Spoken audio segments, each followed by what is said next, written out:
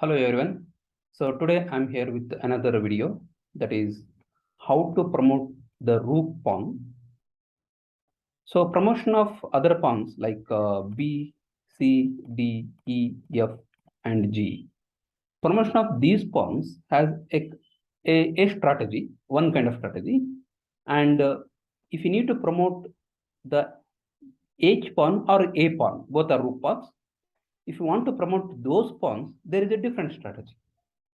That means here also we have to think of occupying the key squares if you are winning side, or if you're on losing side, or if you're on defending side, you have to think of controlling the key squares, or you can even occupy the key squares, both are same. Even if you just control, that is sufficient. Okay, so first let's think and let's analyze the way positions with how you have to promote your own pawn. That means if you're on winning side, or if you're on if you're on winning side, how to promote the pawn. Later we will analyze the position if you're on losing side or if you're on defending side. In this position, white is on winning side, so it's white's turn. So if it is white to play, white will win the match. If it is black to play, black will hold the position. Black is unable to win the match because the king is far away from the pawns. But how black will hold the position and how white will win the position, both variations we will analyze now. Okay, let's start with the white to play in this position. Okay, all right. So, okay, before going ahead, I will just explain you the key squares for the rook pawn. Rook pawn, that is H pawn or A pawn. Key squares for rook pawn, it will be on 7th and 8th rank. Key squares for other pawns I already explained in one of the videos. If you want to know about that, you can just see the description below. I will just put the description here. You can just see that description. Okay. So here, white's main plan is to capture black's H pawn, followed by get the king to occupy the key square, followed by pushing the pawn. That is the strategy. Now let's go ahead with king F2. So black will also try to go very close to controlling the key squares.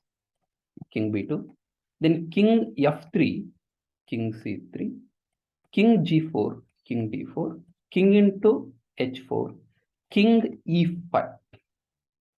Okay, now white is just in time to stop black king from going very close to controlling the key squares.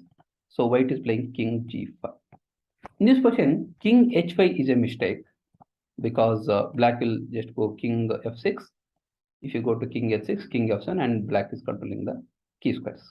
So that's why white's main plan is to play king to G5 and shoulder away opponent's king. There are two words for the shouldering away. One is shouldering away. Another name is body check. People will call it in different names. That's fine. Black played king E6 and white will play king to G6. Black will play king E7. Idea is to go to king F8 and control one of the key squares. That itself is sufficient. White will play king G7 to stop black from controlling the key squares. Now black will play something like king E6, H4, king F5, or king E7. Doesn't make any difference. Okay, let's go ahead with king F5, H5, king G5, H6, king F5, H7, king E6, H8, queens. This is how we have to promote the pawn if you are on winning side. Okay, so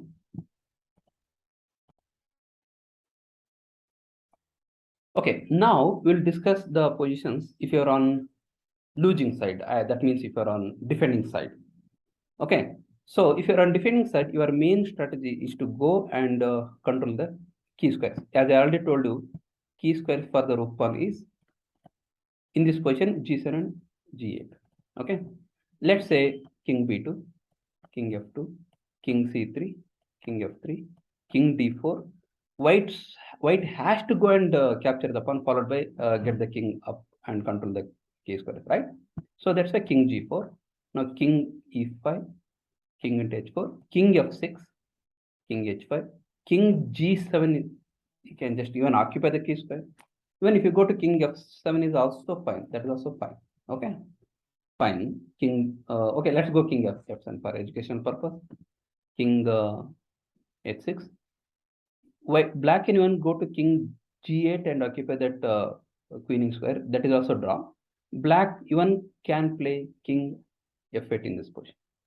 King f7, king f7, h4, king f8. It's very important. Don't go to f6. In this exact position, you can go to even f6 also, but don't go. Just why do you want to take risk? Unnecessary risk. Okay. Go to king f8 and king f7, h6. I'm h5. I'm into h5. Sorry, not h6. h5. King f7, h6. King f8 is very important. Okay. If you go to king f6 now, that is bad move because black will go to king g8 followed by h7 queens. Okay.